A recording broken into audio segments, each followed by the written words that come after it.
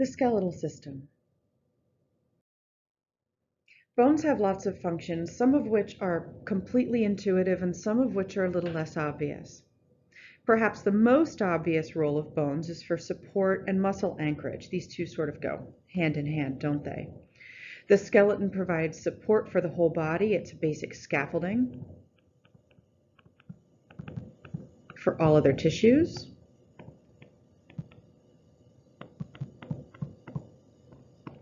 Right? So if you didn't have this sort of bony structure that everything else is built on, you wouldn't be able to have organs that would be protected against bending and movement so easily. You wouldn't have any kind of support or place of attachment for muscles. If a muscle contracts and you don't have a bone there or any rigid structure for it to pull on, you're not really going to achieve much movement, are you? Bones also function for protection. This one's also sort of obvious. The skull, for example, protects the brain, so a lot of your sensory organs, like your inner ear and your eyes. It also houses teeth, which when clenched will protect the tongue and the inside of the mouth. Your rib cage protects all of your thoracic organs.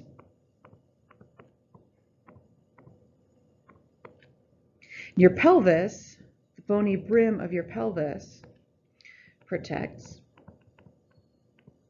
lower GI, lower gastrointestinal system like the rectum and sigmoid colon.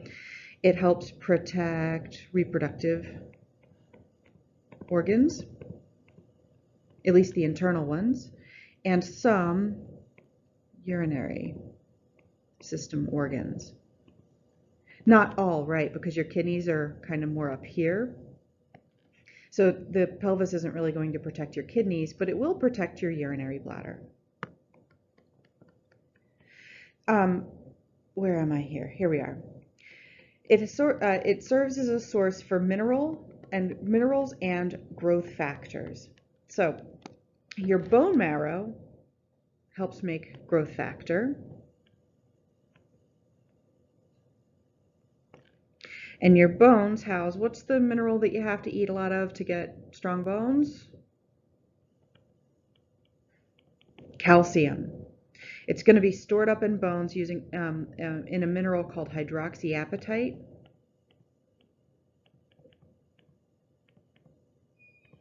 We'll revisit that term later, so you don't need to know it right this minute. But that's sort of a chalky, crystallized form of calcium that's going to be deposited into your bones. So when you need calcium for other types of reactions, like if you need it in neurological function, you need it for proper muscular function, you can take some of that from your bones if you're not getting enough calcium otherwise. Calcium isn't terrifically abundant in a hunter-forager kind of a diet, and it's important that you're able to store it off because, as you'll find when we get into muscles and nerves, it is an absolutely essential molecule for proper functioning of your muscles and nerves. Blood cell formation also happens in your bone marrow, both white and red blood cells, so leukocytes and erythrocytes. I expect on exams that you use these terms and not white and red blood cells because the terms I have underlined are the proper anatomical terms. Some of your bones form or function for fat storage. So inside of I'm going to draw a super cartoony looking bone here. So inside of your long bones, you'll learn there's different types of bones. You have flat bones, sesamoid bones, short bones. Long bones are the ones you find in your limbs. In the inside, there's this big hollow cavity that's mostly filled with yellow marrow. You don't find yellow marrow in any of the other types of bones. You just find it on the inside of your long bones. It's called yellow marrow because fat in the body glows this bright, beautiful buttercup yellow color. So it looks yellow. If you've ever had marrow at a restaurant, or seen something cooked with marrow, that's what you're eating, is that fatty interior of bone. And finally, the bones also help produce hormones, notably growth factor.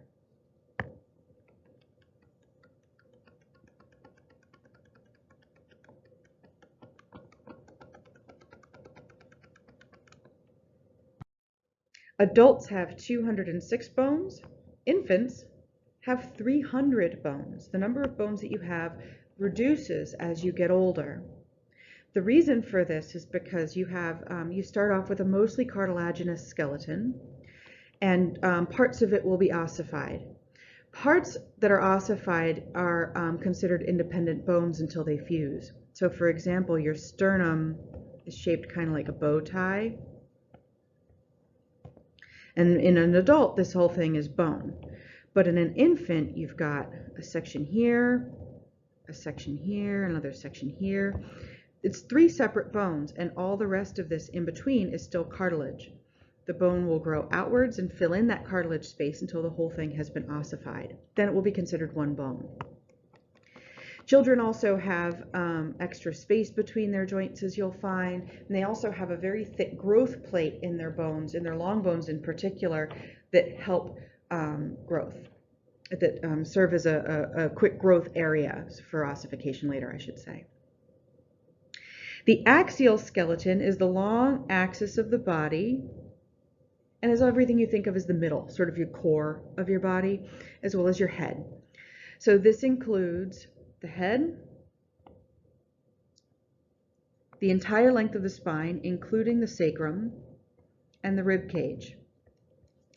Notice that it does not include the clavicle or shoulder blade or hips.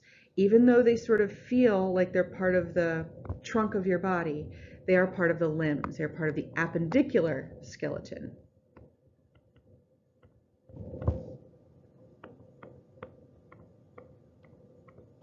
The axial skeleton contains all of the organs of the body. There are no organs in the appendicular skeleton.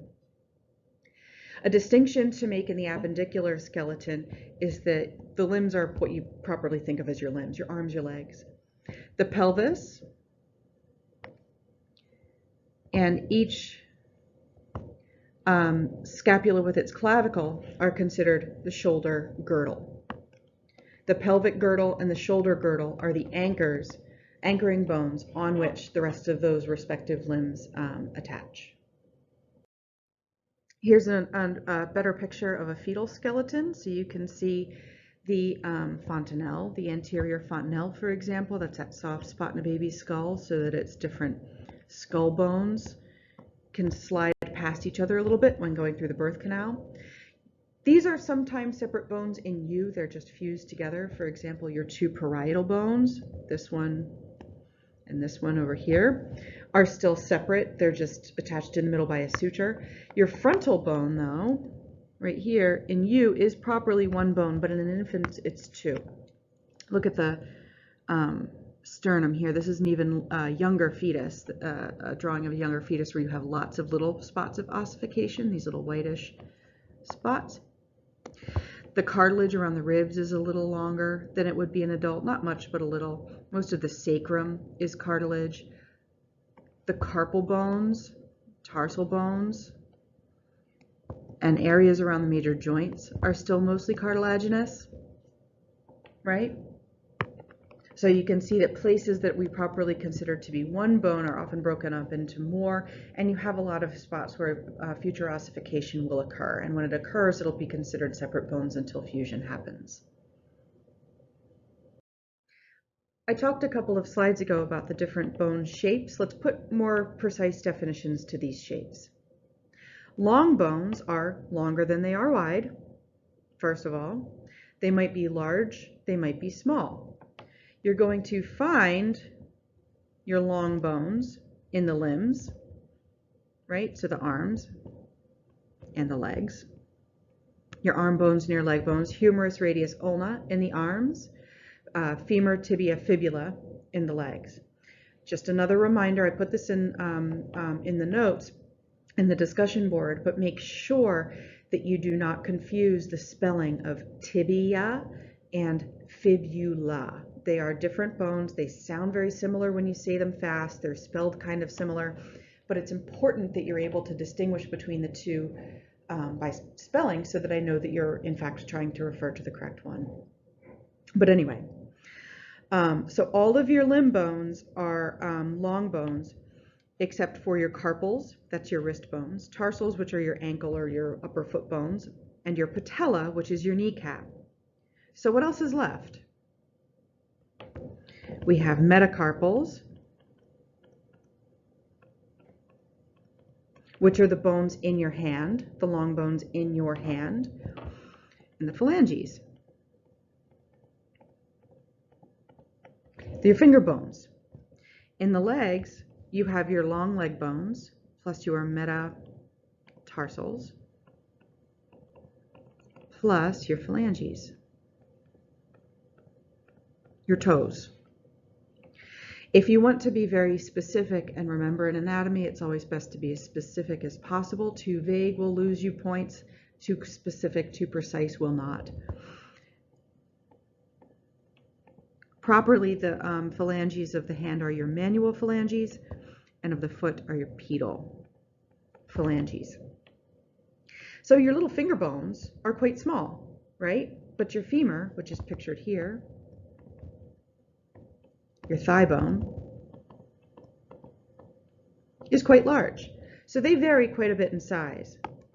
But what's similar between all of them is that they feature a shaft of a bone and two extended, usually slightly bulged out ends called epiphyses. Epiphysis would be here and here, and the rest of this would be the shaft of the femur.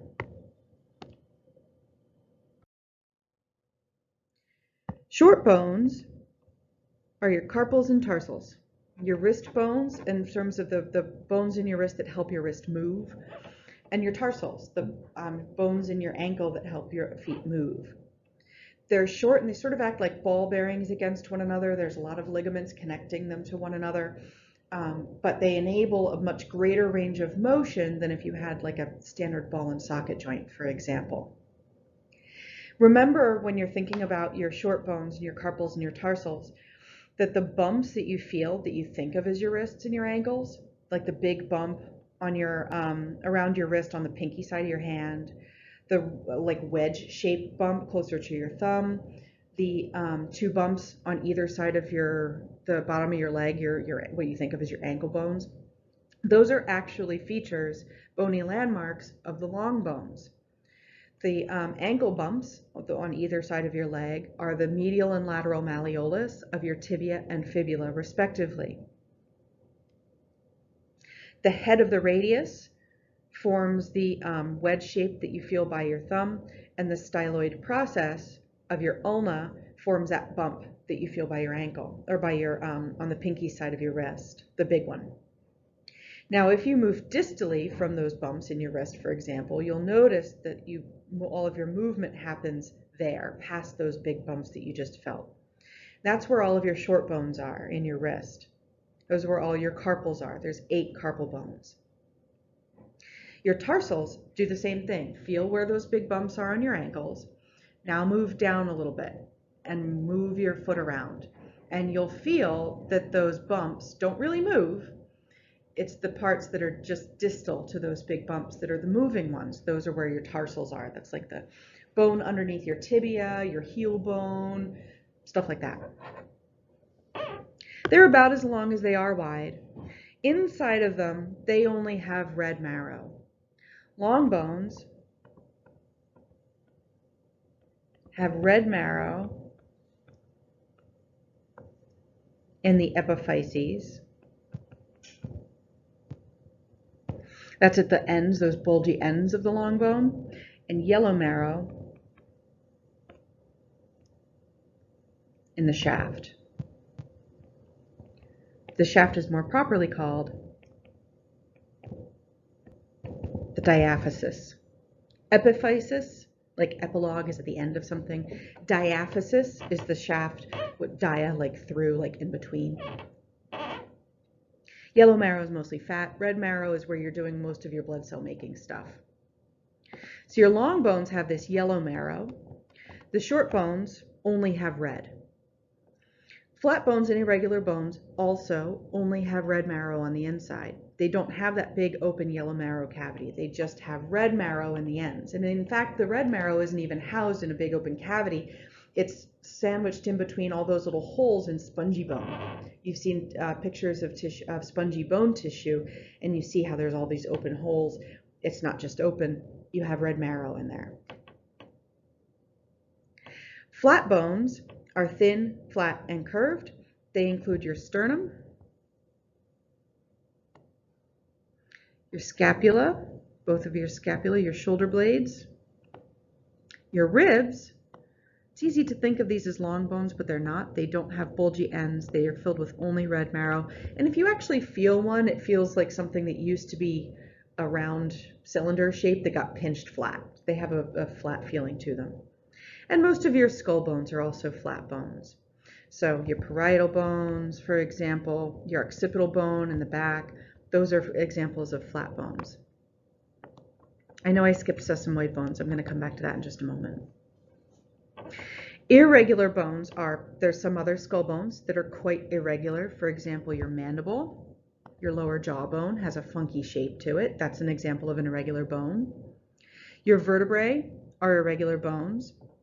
Your hip bones are also considered irregular bones. Your ilium, this big, flat, wedge-shaped one, is sometimes categorized as a flat bone, sometimes irregular. Kind of depends on who you ask and what you read. Either way, they're thin, they're flat, they're shaped a little differently from long or short bones, and they're only filled with red marrow. Now, going back to short bones, there's a very special category called sesamoid bones that are unlike the other shapes. Sesamoid bones are short bones,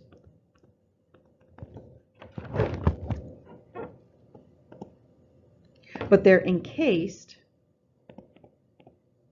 in a tendon sheath.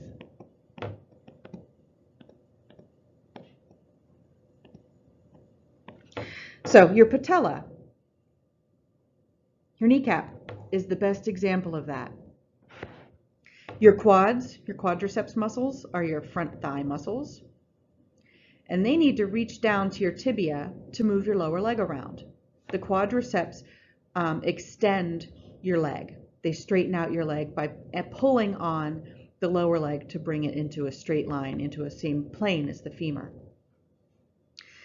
So if you have, let's say this is your femur, we're going to do a cross section. You're sitting down, and this is your tibia, and this here is your quads muscle. I'll do a different color for the tendon. If that tendon just directly attached to the tibia, the quads would have to exert a lot of force, sorry, that yellow is not super visible, to move the tibia.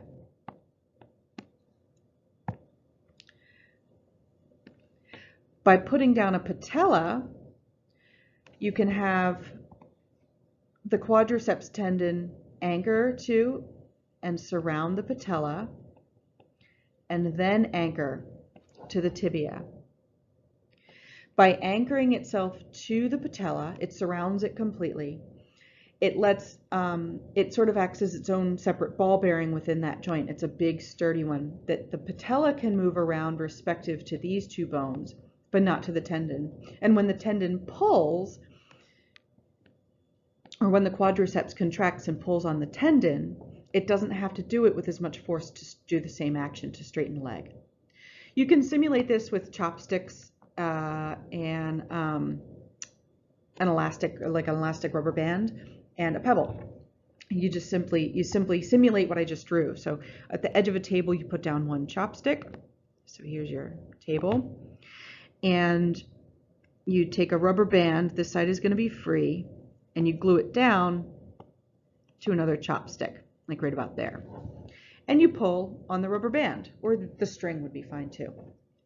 And you see how hard it feels to move that. And it won't be very hard because the chopstick's not very heavy and you're pretty strong, so it won't be very hard. But then what you'll do is you'll get a little tiny pebble, you'll glue it to the underside of the rubber band, but not the chopstick, and you'll pull again. and you'll notice that it's a little bit easier to move that lower chopstick.